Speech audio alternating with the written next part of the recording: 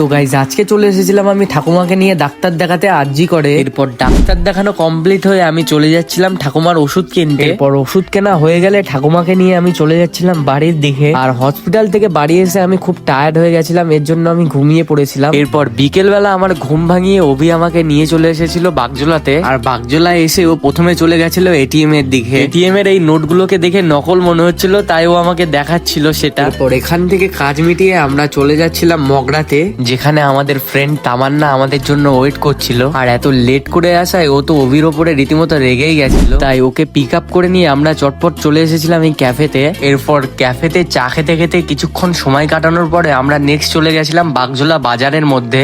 আর কালকের জন্য কিছু বাজার কমপ্লিট করে আমরা চলে যাচ্ছিলাম বাড়ির পথে। তো গাইস আজকের ব্লগটা আমি এখানেই এন্ড করছি।